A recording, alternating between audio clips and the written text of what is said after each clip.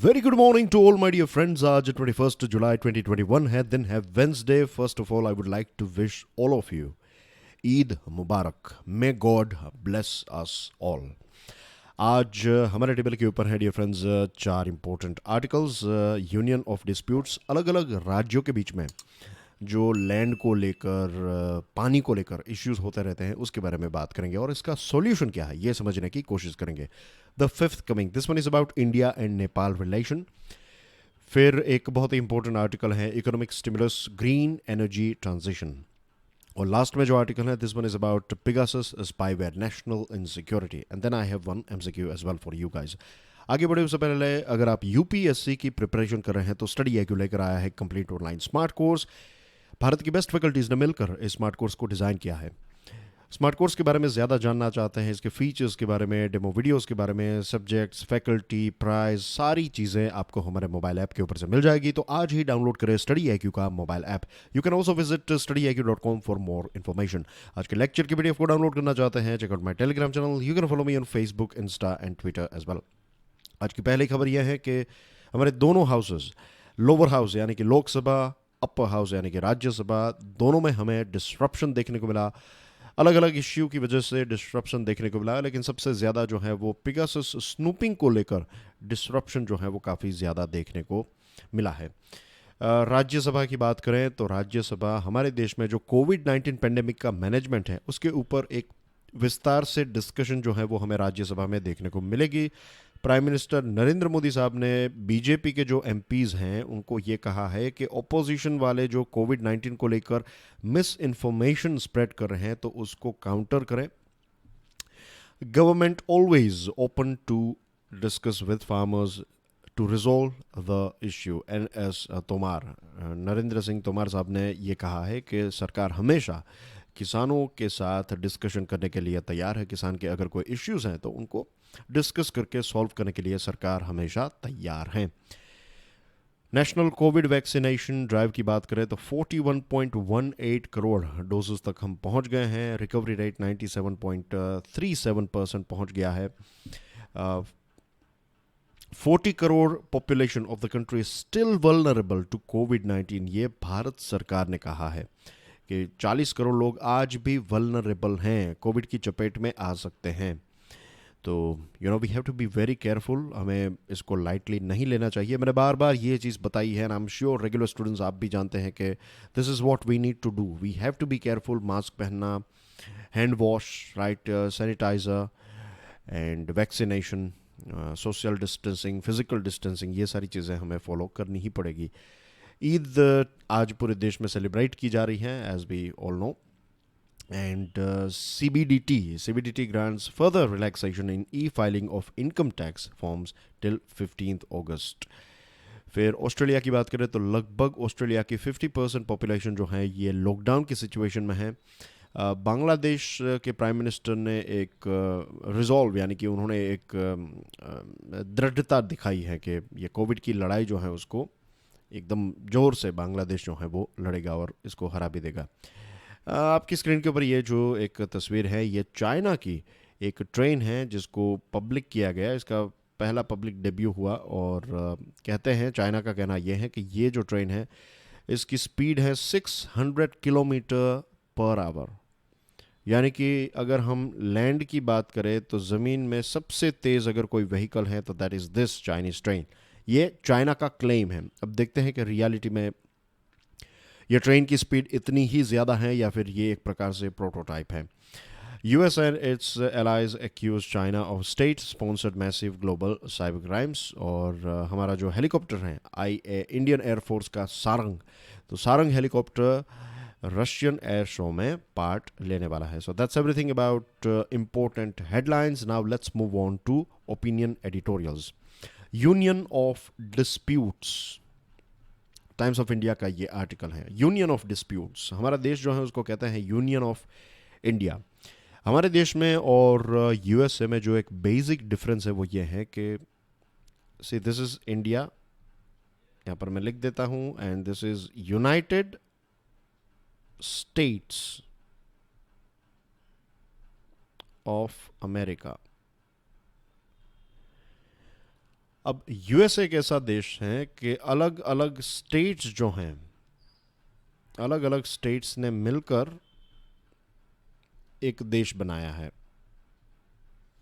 So that is United states of America. हमारे देश में ऐसा है कि एक देश ने अलग अलग राज्य बनाए हैं। आई होप ये चीज़ क्लियर हो गई होगी कि हमारे देश में एक देश है और हमने अलग अलग राज्य बनाए हैं। यूएसए में अलग अलग राज्यों ने मिलकर एक देश बनाया है। तो that's why we are called union of India. Now the thing is कि हमारे देश में जब अगर आप इतिहास में जाएंगे तो ब्रिटिश के समय पर अलग अलग राज्य थे, जो किंगडम थे, जो राजाओं का राज था, वो सारी चीज़ें फिर चेंज हुई। डेमोक्रेसी में हमारे देश को कॉन्स्टिट्यूशन मिला एक्सेट्रा। और फिर उस टाइम पर अलग राज्य थे। फिर धीरे धीरे लैंग्वेज के आधार पर राज्यों को डिवाइड किया गया, एडमिनिस्ट्रेशन को ध्यान में रखते हुए राज्यों को डिवाइड किया गया। और उसके बाद बहुत सारे अलग अलग समय पर अलग अलग राज्यों को बनाया गया है। तो as you know the latest अगर कोई राज्यों या फिर यूनियन टेरिटरीज की बात करें तो they are Jammu and Kashmir and Ladakh. पहले ये एक राज्य था, अब ये 2 यूनियन टेरिटरीज हैं और होपफुली फ्यूचर में जम्मू एंड कश्मीर वाला ये जो पोर्शन है ये फिर से राज्य बन जाएगा, स्टेट बन जाएगा। अब हम बात कर रहे हैं इस रीजन के बारे में, आसाम। और यहाँ पर ये जो राज्य है this is Mizoram. I am going to zoom it up for you guys a little bit. As you can see here ये आसाम है और उसके नीचे एक बॉर्डर शेयर करता है आसाम मिजोरम के साथ। अब यहाँ पर इस बॉर्डर के ऊपर हमें कुछ इश्यूज देखने को मिले थे, फ्लेयर अप्स, यानी कि झगड़ा जो है वो यहाँ पर देखने को मिला।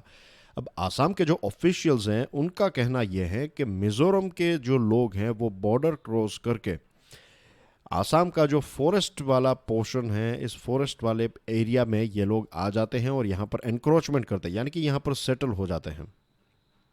और आसाम पहले एक बहुत बड़ा राज्य था, आसाम में से बहुत सारे अलग अलग राज्यों को बनाया गया। और आज भी आसाम और नागालैंड, फिर अरुणाचल प्रदेश, मिज़ोरम, मेघालय, ये सारी जगहों पर कुछ ना कुछ बॉर्डर को लेकर इश्यूज जो हैं वो चलते रहते हैं, यानी कि आज भी वो बॉर्डर जो है वो क्लियरली सेटल्ड नहीं है। अगर 2 देशों के बीच की बात होती तो it was different thing, but here we are talking within the country. हमारे देश के अंदर 2 राज्यों के या फिर 2 से ज़्यादा राज्यों के बीच में ये बॉर्डर को लेकर इश्यू चल रहा है। 2014 में हमें इसको लाइटली नहीं लेना चाहिए ये बॉर्डर इश्यूज, क्योंकि ये रहा एग्जांपल 2014 में आसाम और नागालैंड की बॉर्डर के ऊपर जो एक थोड़ा बहुत इश्यू हुआ, तो वो इश्यू इतना बड़ा हो गया कि 11 लोगों की जान चली गई और हज़ारों लोगों को अपना घर छोड़कर दूसरी जगह पर सेटल होना पड़ा। तो इसको हमें बिल्कुल लाइटली नहीं लेना चाहिए, क्योंकि यहाँ पर लोग जो हैं वो इमोशनली चार्ज्ड होते हैं। एक तो है एथनिक आइडेंटिटी कि मेरी ये कम्युनिटी है, मेरी ये ट्राइब है और ये मेरी एक आइडेंटिटी है, तो मैं उस आइडेंटिटी के साथ जुड़ा हुआ हूँ। और फिर कोई दूसरे व्यक्ति आएंगे और उस आइडेंटिटी के साथ कुछ करेंगे, देन नेचुरली, या फिर आप कहें कि this is how people are behaving, तो फिर झगड़ा होगा और झगड़ा जो है वो फिर अलग लेवल पर पहुंच जाएगा। और जब ऐसी चीज़ें होती हैं तो पीढ़ियों तक एक नफ़रत जो है, फिर यहाँ के लोग जो हैं वो कुछ अलग स्टोरी सुनाएंगे, वहाँ के लोग जो हैं वो कुछ अलग स्टोरी सुनाएंगे, और ये झगड़ा जो है वो हमेशा चलता रहेगा। दूसरी जो एक चीज़ है कि क्यों यहाँ के लोगों को, फॉर एग्जांपल जो आसाम के ऑफिशियल ने कहा कि मिज़ोरम के लोग जो हैं वो बॉर्डर क्रॉस करके एनक्रोच करते हैं ज़मीन को, तो क्यों उनको ये चीज़ करनी पड़ रही है? क्योंकि मिज़ोरम में या फिर जिन जगहों पर ये चीज़ें चल रही हैं तो इकोनॉमिक डेवलपमेंट इतना अच्छा नहीं हुआ है, जिसकी वजह से वहाँ के लोग जो हैं वो कुछ और काम कर सकें। अगर उनके पास कुछ ऑप्शंस होते तो डेफिनेटली वो कुछ करते, लेकिन ऑप्शंस नहीं है, तो फिर बस खेतीबाड़ी ही कर सकते हैं। और खेतीबाड़ी की ज़मीन जो है वो धीरे धीरे कम पड़ रही है, या फिर नई जगह आपको चाहिए, तो इसके लिए लोग जो हैं वो फॉरेस्ट को काट कर उसमें खेतीबाड़ी कर रहे हैं। फिर लोकल पॉलिटिक्स भी एक बहुत ही इंपॉर्टेंट रोल प्ले करता है, आसाम का पॉलिटिक्स, मिज़ोरम का पॉलिटिक्स, और फिर जो बॉर्डर एरिया है वहाँ के लोकल लोग और वहाँ के पॉलिटिशियंस का पॉलिटिक्स। तो ये सारी चीज़ें जो हैं ये it's a very complex thing to be honest. ये जो जितना इजी लगता है, ऐसा लगता है कि चाइना और भारत के बीच में इश्यूज़ हैं, वो अगर हम सॉल्व कर सकते हैं तो ये वाले प्रॉब्लम्स क्यों, लेकिन ये इनके अलग चैलेंजेस होते हैं। ये हमें दिखते हैं छोटे, लेकिन क्योंकि ये हमारे घर के अंदर ही ये इश्यूज हो रहे हैं, तो we don't want to see a situation के हमारे बड़े परिवार में दो लोग ऐसे हों जो अभी तो फिलहाल एक दूसरे के साथ हैंडशेक कर रहे हैं या फिर बता रहे हैं कि पीस है, लेकिन अंदर अंदर दोनों एक दूसरे को काटने की बात कर रहे हैं। तो ऐसी सिचुएशन जो है वो हमें देश में नहीं चाहिए। तो we have to find a proper solution for this thing. और ऐसा नहीं है कि सिर्फ यही जगह पर ये चीज़ चल रही है, आपको हर जगह पर ये चीज़ देखने को मिलेगी। Maharashtra's claim over Karnataka's Belgaum is pending in Supreme Court. Supreme court में ये महाराष्ट्र वर्सेस कर्नाटका का इश्यू चल रहा है। फिर ओडिशा जो है इसका लैंड डिस्प्यूट 4 राज्यों के साथ है। फिर कसारागोड नाम की जो जगह है केरला में, तो केरला और कर्नाटका के बीच में ये इश्यू चल रहा है। तो ये सारे अलग अलग राज्यों के बीच में, गुजरात और मध्य प्रदेश के बीच में है, गुजरात और राजस्थान के बीच में है। देन हर जगह पर आपको थोड़े बहुत बड़े छोटे इश्यूज इस प्रकार के देखने को मिलते हैं। अब हमारे देश का जो कानून है वो ये कहता है कि पार्लियामेंट कॉन्स्टिट्यूशन भी ये कहता है कि सिर्फ पार्लियामेंट जो है इसके पास ये पावर है कि वो राज्यों की बाउंड्रीज जो हैं वो फिक्स करने का काम पार्लियामेंट ही कर सकती है। तो पार्लियामेंट जो है राज्य का नाम बदलना है, उसका एरिया कम करना है, बड़ा करना है, ये सारी चीज़ें जो है वो पार्लियामेंट के द्वारा ही की जाती हैं। फिर ज़मीन का तो इश्यू है ही, ज़मीन के साथ साथ इंटरस्टेट वाटर डिस्प्यूट्स भी हैं। जिस प्रकार से बारिश कई जगहों पर ज़्यादा, कई जगहों पर कम हो रही है, और इसकी वजह से नए चैलेंजेस हमें देखने को मिल रहे हैं। क्लाइमेट चेंज की वजह से नए चैलेंजेस हमें देखने को मिल रहे हैं, और हर किसी को पानी चाहिए, ज़्यादा से ज़्यादा पानी चाहिए। और इसी चक्कर में दो राज्यों के बीच में जो है वो इश्यूज हमें देखने को मिलते हैं। कुछ दिनों पहले ही हमने बात की थी, मैंने आपको कावेरी नदी भी दिखाई थी, आपको याद होगा। और हमने देखा कैसे तमिलनाडु और कर्नाटका के बीच में ये कावेरी नदी को लेकर जो है वो इश्यू चल रहा है। और हमने देखा कैसे जो कर्नाटका के राइस प्रोडक्शन वाले जो डिस्ट्रिक्ट्स हैं वहाँ से ये नदी पास होती हैं, और कर्नाटका का भी ये चैलेंज है। कर्नाटका को पीने का पानी जो है वो इस नदी से मिलता है, उनके किसानों को जो पानी पहुंचाना है वो इस नदी से मिलता है। तो काफ़ी टफ सिचुएशन हो जाती है। और कावेरी वाला इश्यू जो है वो लंबे समय से चल रहा था। सुप्रीम कोर्ट ने भी क्लियरली आंकड़े दे दिए हैं कि कितना पानी तमिलनाडु के लिए, कितना पानी केरला के लिए, कितना पानी पुडुचेरी के लिए, कितना पानी कर्नाटका के लिए। और there is, did I miss any state? Karnataka, Kerala, Tamil Nadu, Puducherry, और लास्ट में कितना पानी आपको बे ऑफ बंगाल में जाने देना है। ये सारी चीज़ें जो हैं वो सुप्रीम कोर्ट ने क्लियरली बता दी हैं, लेकिन फिर भी वो इश्यूज हमें देखने को मिलते रहते हैं। तो कई लोगों का कहना यह है कि इसका बेस्ट सॉल्यूशन यही है कि आप नदियों को नेशनलाइज कर दें। राज्य इनको अपनी प्रॉपर्टी की तरह नहीं, लेकिन एज ए नेशनल प्रॉपर्टी की तरह देखें, और सेंट्रल गवर्नमेंट जो फाइनल डिसीजन ले वो सभी राज्यों के ऊपर एप्लीकेबल होगा। ऐसा भारत में होना चाहिए। ऐसे कुछ सॉल्यूशंस या फिर ऑप्शंस जो हैं वो कई एक्सपर्ट्स ने दिए हैं। हाल ही में हमने देखा कि कैसे गवर्नमेंट ऑफ इंडिया ने गोदावरी और कृष्णा इरिगेशन प्रोजेक्ट जो तेलंगाना में है उसको टेक ओवर कर लिया, और इसकी वजह से तेलंगाना में कुछ प्रोटेस्ट देखने को मिले। लेकिन आंध्र प्रदेश के लोग जो हैं वो इस डिसीजन से खुश हैं। तो it's very complex, as you can understand, कि यहाँ के लोगों को कुछ और चाहिए, वहाँ के लोगों को कुछ और चाहिए, और फिर उनके पास एक अलग स्टोरी सुनाई, किसी ने अलग स्टोरी सुनाई है, इनको कुछ अलग स्टोरी सुनाई है। तो ये अलग अलग वर्जन्स की वजह से भी इश्यूज जो हैं वो चलते रहते हैं। तो बेस्ट इज़ कि ऐसे प्रॉब्लम्स जो हैं वो सेंट्रल गवर्नमेंट जल्द से जल्द सॉल्व करे, ताकि एज ए कंट्री हम पीसफुली एक दूसरे के साथ, अलग अलग राज्य जो हैं वो रह सकें, लोग रह सकें। And we don't want to see कि जनरेशन आफ्टर जनरेशन जो है वो लोग अब नफ़रत कैरी करें, कुछ लोगों के बारे में कुछ स्टीरियोटाइप बन जाए। We don't want to see this.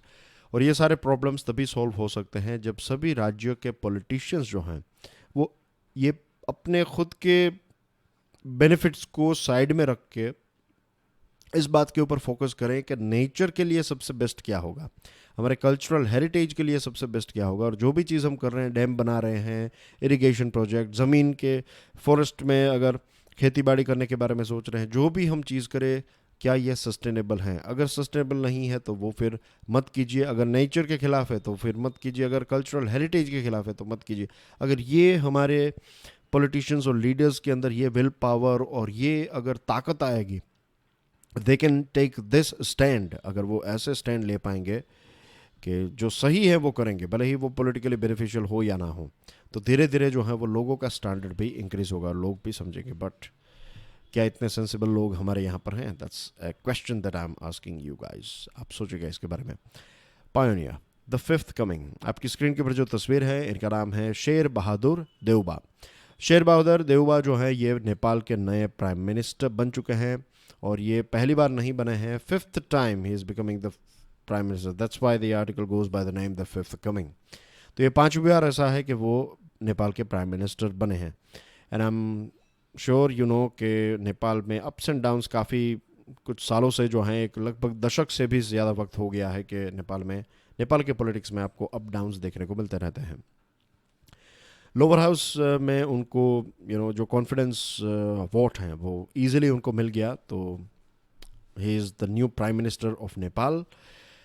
अब कुछ challenges as far as politics is concern, तो पहली चीज़ तो ये कि जो उनकी नेपाली कांग्रेस पार्टी हैं, उनके हेड भी हैं, तो वहाँ से उनको स्टेप डाउन करना होगा, क्योंकि नेपाली कांग्रेस पार्टी के बहुत सारे लोगों का कहना यह है कि एक यंग व्यक्ति को मौका दिया जाए, तो अगर आप प्राइम मिनिस्टर भी हैं और पार्टी के प्रेसिडेंट भी हैं तो फिर ये चीज़ नहीं चलेगी, आपको पार्टी का जो पोजीशन है उसको छोड़ना पड़ेगा। यू बिकम प्राइम मिनिस्टर, आप देश के प्राइम मिनिस्टर बनिए, पार्टी जो है उसको किसी और के हवाले कर दीजिए, let other people, other talented hard working people run the party. तो ये एक प्रॉब्लम उनको सॉल्व करना होगा। दूसरी चीज़ कि जो दूसरी पार्टीज़ ने उनकी पार्टी को सपोर्ट किया है, तो इनको भी कुछ ना कुछ चाहिए, उनको अपने मिनिस्टर्स बनाने हैं, राइट, तो जो भी बेनिफिट्स पर्क्स एक्सेट्रा उनको चाहिए, तो ये सारी चीज़ें भी उनको फुलफ़िल करनी पड़ेगी।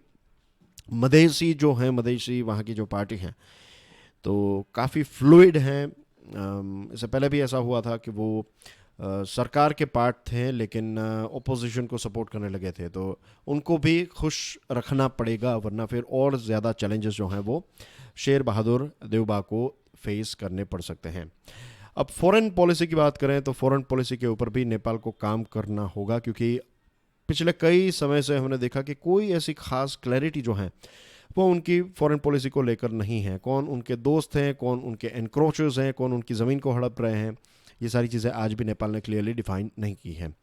देउबा साहब के बारे में ये कहा जाता है कि ये प्रो इंडियन है, यानी कि भारत को प्यार करने वाले, भारत की तरफ झुकाव रखने वाले एक व्यक्ति हैं, और चाइना इनके इलेक्शन से, चाइना इनके प्राइम मिनिस्टर बनने से बिल्कुल खुश नहीं है। अब नेपाल को चाइना को भी खुश रखना पड़ेगा, क्योंकि चाइना ने बहुत ज़्यादा पैसे और बहुत सारा इंफ्रास्ट्रक्चर का काम जो है वो नेपाल में किया है और नेपाल में कर रहा है। तो of course I am sure Nepal जो है वो, या फिर नए प्राइम मिनिस्टर जो हैं वो चाइना इतने बड़े इन्वेस्टर को अपसेट करना नहीं चाहेंगे, as Nepal acts as a buffer state between the two Asian giants and can't afford to antagonize either. It would be a tightrope for the new prime minister, though he has already traversed this path 4 times। That's the reason मैंने यहाँ पर दूसरी बार repeat किया था कि ये 5th time वो prime minister बन रहे हैं। अब नेपाल एक ऐसा देश है जो चाइना और इंडिया के बीच में पड़ता है, और दोनों देश जो हैं वो नेपाल के लिए इम्पोर्टेंट हैं, तो नेपाल नहीं चाहेगा कि दोनों में से किसी भी एशियन जायंट को वो अपसेट करे, दोनों के साथ बैलेंस रख के आगे बढ़ना होगा। और ये it's like walking on a tight, जो रस्सी के ऊपर चलते हैं उस प्रकार से धीरे धीरे संभाल कर अपना बैलेंस मेंटेन करते हुए नए प्राइम मिनिस्टर को दोनों देशों के साथ रिलेशनशिप को मेंटेन करना पड़ेगा। चाइना का ये कहना है कि ऑलरेडी नेपाल की फॉरेन पॉलिसी तय हो चुकी है।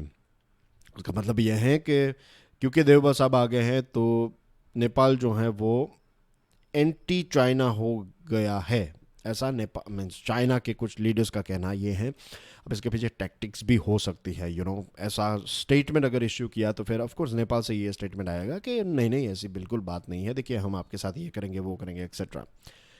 तो यू हैव टू अंडरस्टैंड ये सारी गेम्स और टैक्टिक्स, और इट्स लाइक ए चेस, कहते कुछ और है करते कुछ और है, ये सारी चीज़ें डिप्लोमेसी में चलती रहती है। एनीवे, हमारे प्राइम मिनिस्टर नरेंद्र मोदी साहब ने देउबा साहब के साथ एक टेलीफोनिक कन्वर्सेशन की, दोनों ने एक दूसरे के साथ काम करके दोनों देशों के बीच में कोऑपरेशन जो है उसको बढ़ाने की बातचीत बताई। तो लेट्स होप कि ये सारी चीज़ें जो हैं वो रियलिटी में तब्दील हों। फिर हमारे टेबल के ऊपर एक आर्टिकल है, economic stimulus green energy transition, Indian Express का ये आर्टिकल है। अब डियर फ्रेंड्स, कुछ ही समय के बाद, कुछ महीनों के बाद ऑफ कोर्स दिवाली आएगी, और दिवाली के टाइम पर पटाखे के साथ साथ एक और चीज़ का प्रॉब्लम नॉर्थ इंडिया में फेस करना पड़ेगा, and that is rice crop residue, जिसको हम स्टब्बल बर्निंग के नाम से जानते हैं। ये स्टब्बल बर्निंग वाला इश्यू जो है वो सिर्फ ऐसा नहीं है कि दिल्ली में है, पूरा जो इंडो गैंजेटिक बेल्ट है, इसमें बे ऑफ बंगाल वाला पूरा पोर्शन भी आ गया। यहाँ पर देश खत्म हो जाता है, यहाँ से बे ऑफ बंगाल, तो ये रीजन में भी आपको धुआं जो है वो देखने को मिलता है because of this stubble burning. अब इसका क्या कोई सॉल्यूशन है? हाँ, इसका एक सॉल्यूशन है। इसका सॉल्यूशन ये किया जा सकता है कि ये जो क्रॉप वेस्ट है उसको ख़रीदा जा सकता है एक बहुत ही रेम्यूनरेटिव प्राइस, एक प्राइस उनको किसानों को देकर ये जो बचा हुआ सामान है, बचा हुआ जो एक प्रकार से आप कह सकते हैं कि वेस्ट है, उसको ख़रीदा जा सकता है। उसको ख़रीदने के बाद उसका क्या किया जाएगा? उसको ख़रीदने के बाद उसको ब्रिकेट्स में तब्दील किया जाएगा। आपकी स्क्रीन के ऊपर ये जो चीज़ें आप देख रहे हैं, दे आर कॉल्ड ब्रिकेट्स। ये एक प्रकार से ऐसे घास फूस से बनाई हुई चीज़ें हैं, और इनका उपयोग जो है वो थर्मल पावर प्लांट में कोयले की जगह पर हम कर सकते हैं, और इससे एनर्जी पैदा कर सकते हैं। तो इसका भी काम हो जाएगा। ये जो स्टबल बर्निंग है वो नहीं होगा। क्रॉप वेस्ट जो है उसके बदले में किसानों को पैसे मिल जाएंगे। क्रॉप वेस्ट जो हैं उनके ब्रिकेट्स बनाए जाएंगे।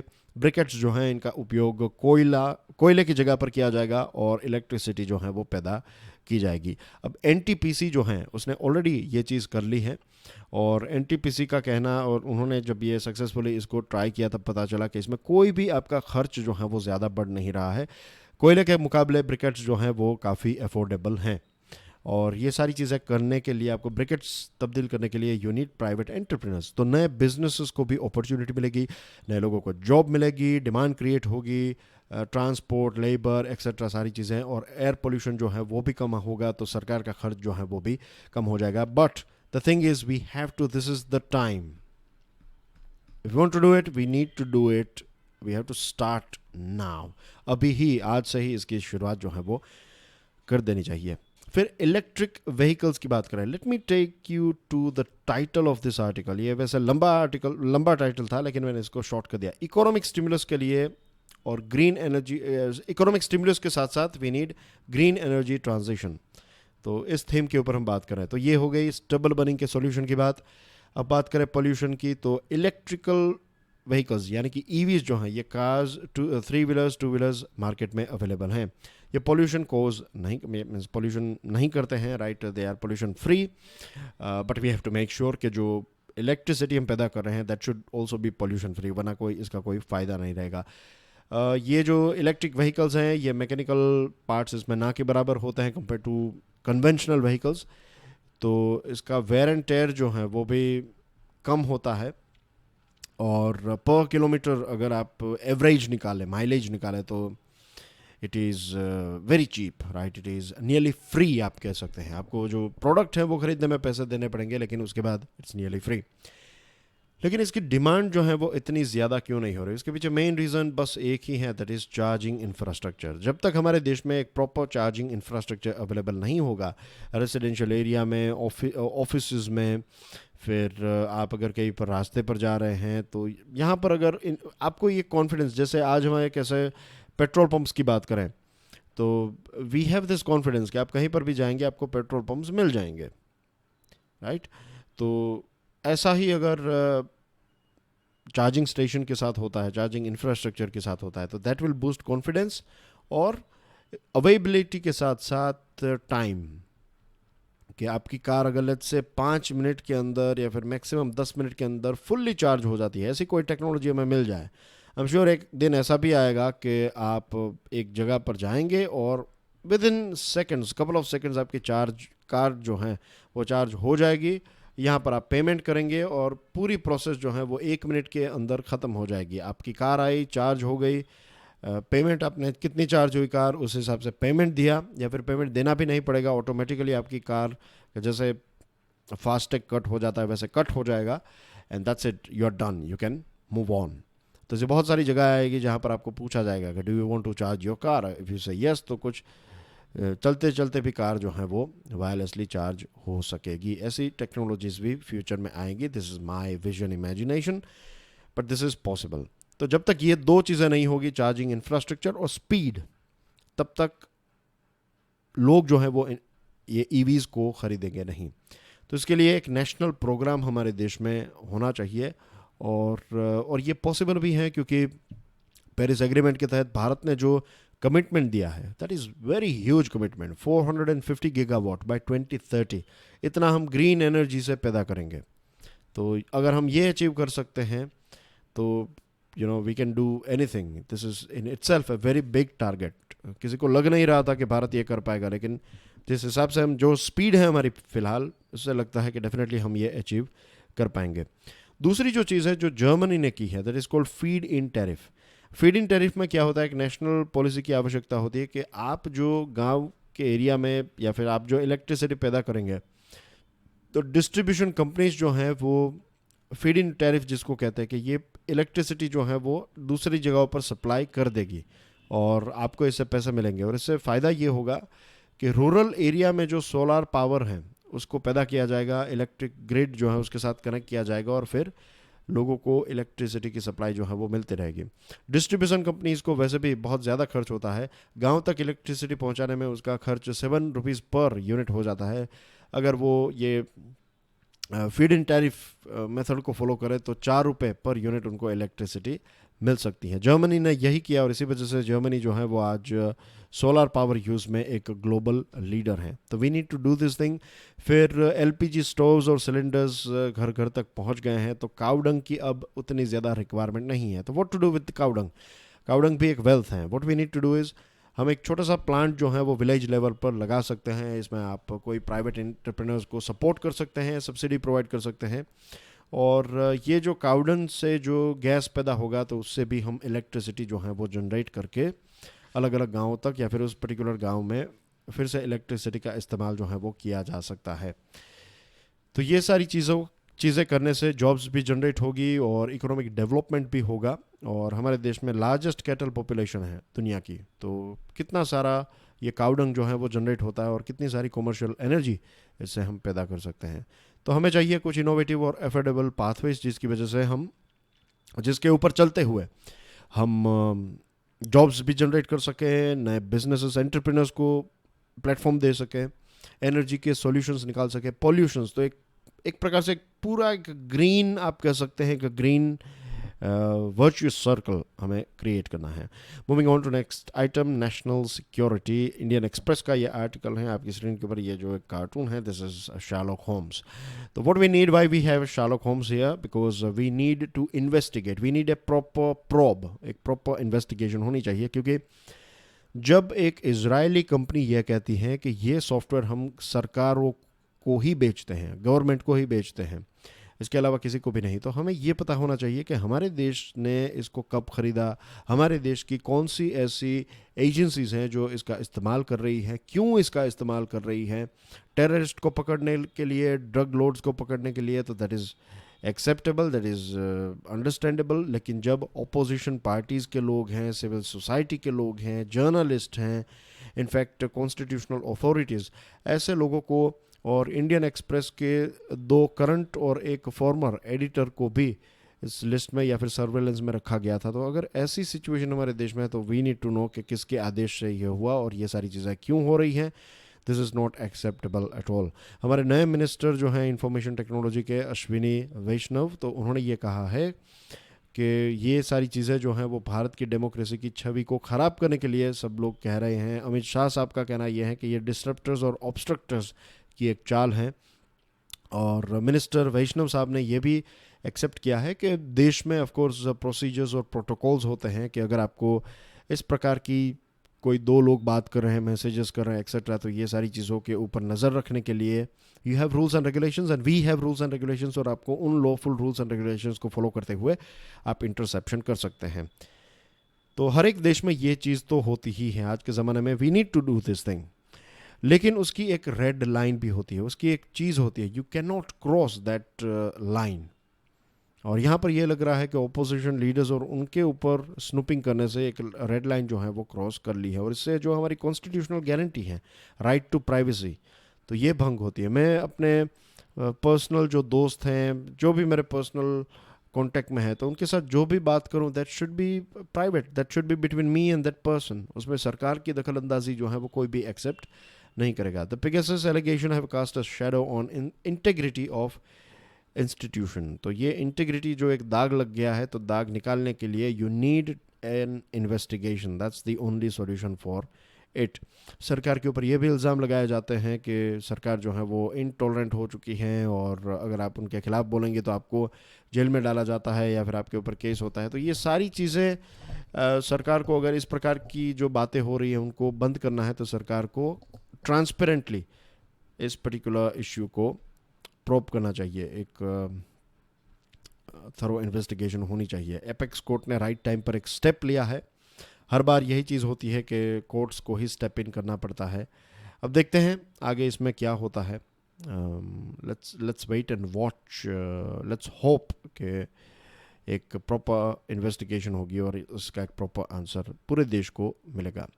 कल जो मैंने पेगासस के साथ जुड़ा हुआ प्रश्न पूछा था, तो उसका आंसर है एनएसओ ग्रुप। ये इजराइल की कंपनी है। और आज का नया प्रश्न है कि भारत की पहली महिला जिनको ओलंपिक मेडल मिला वो कौन है, बताइए। Stick your answer in the comment section and I will see you tomorrow. Till then, enjoy your studies. God bless you all. Jai Hind.